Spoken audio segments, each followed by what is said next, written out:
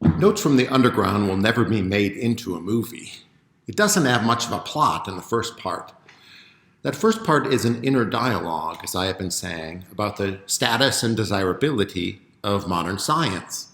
No characters, no action, just deep inner turmoil about the status of modern science and its effect undermining the possibility of a good life. What is the problem of the modern scientific point of view? We have seen that our man from the underground rebels against all that is decent and respectable in the 19th century. We have also seen that he does so knowing that his rebelling is wrong by those standards. He likes to do wrong by those standards. So in uncovering what is wrong with the modern scientific view, we are asking, in effect, why our man from the underground does wrong, why he rebels. He gives us several answers. In part 5, he tells us that he rebels out of boredom. In part 7, he tells us human beings positively must live according to their free and voluntary will. And if this means rejecting and rebelling, even stupidly, so be it. Quote, one's free will and voluntary wanting, one's own caprice, however wild, one's own fancy, though chafed sometimes to the point of view of madness, all this is that some profitable profit, the one omitted, which does not fit into any classification, and because of which all systems and theories are constantly blown into the devil. In part 8, he continues with the same thought. Modern science cannot account for free will, and hence it eliminates free will. A man without desire and will is nothing, and man does not want to be nothing. Man must have the right to wish for himself even what is stupidest of all, and not be bound by an obligation to wish only what is intelligent and profitable. This preserves for human beings, quote, the chiefest and dearest thing that is our personality and our individuality, end quote. Our man from the underground wills to do something nasty because he must will, and only the nasty to him seems to be willed. Everything else is produced through the proper manipulation of circumstances. Furthermore, in part 8, our man from the underground recognizes the importance of human suffering for all great things. Suffering, he will say near the end of part 9, is the sole cause of consciousness, and man loves suffering. Man is satisfied when he suffers because his consciousness is an infinitely higher than any mathematical formula or law of nature. Suffering is what modern science seeks to eliminate. Think Bacon's Relief of Man's Estate. But suffering is what makes us human and makes us love our lives. Now notice a pleasing ambiguity here about consciousness. Whereas earlier our man from the underground criticizes the higher consciousness of the scientific perspective, now our man from the underground says that consciousness is indeed the great human satisfaction. These are, of course, not the same consciousnesses. The modern scientific consciousness elevates the individual. The consciousness that arises from suffering teaches us about what human being is and why human beings are distinctive. We know of our suffering, and we must seek to give an account of it. Human beings are distinctive precisely because they defy easy categorization. They have ambitions. They have great disappointments. Human beings are miserable and joyous, and no ant is like that. In part 9, our man from the underground even says that man loves creating and making, so that as modern scientific project comes closer to building its silver crystal edifice, human beings will destroy the crystal edifice just so that human beings still have the opportunity to create and make. Our man from the underground even says that man loves creating and making so much that as the modern scientific project comes closer to building its silver edifice, crystal edifice, human beings will destroy it so that they still have the opportunity to make and create.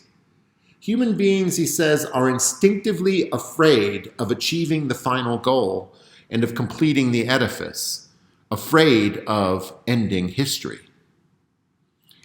It is after discussing all these things that our man from the underground begins talking about life in the underground. By life in the underground, I think he means a life unseen by the principles of modern science. It is a common life, but one lived in full awareness of the assault modern science has made on normal common life. People in the underground are dangerous. They rock the boat. As our man says at the end of part 10, quote, I am convinced that our sort, the underground ones, like to be kept on a tether. Though we are capable of sitting silently in the underground for 40 years, once we do come out and let loose, we talk. So what does our man from the underground seek to restore? This is the crucial question that our man from the underground begins part 11 with. Quote, though I did say I envy the normal man to the point of uttermost bile, still I do not want to be him on those conditions in which I see him. Quote, is it good that the perspective of the normal man has been destroyed? Can something better arise to replace it? The man from the underground understands better what it means to be human than the normal man or the man of common life, because he knows the regularities of human nature and because he has seen underneath its normal reality. He can adopt ways consistent with the regularities of human nature, consistently with modern science, and he has motivation to dig beneath those points of view. He also understands better than the man of modern science. Like the normal man, he is concerned with happiness above all. Unlike the normal man, and because of his rejection of modern science, our man from the underground seems incapable of achieving happiness. So much destruction of the crystal edifice must proceed if human beings are to be happy again, if human beings are to understand themselves again. Our man from the underground is therefore a rejecter, a rebel. This does not mean that Dostoyevsky himself is such a rebel. He may intend, and in fact, I believe he does intend, to direct people to two greater truths through his understanding of the human and the problems of the modern scientific point of view. First, suffering is essential to consciousness.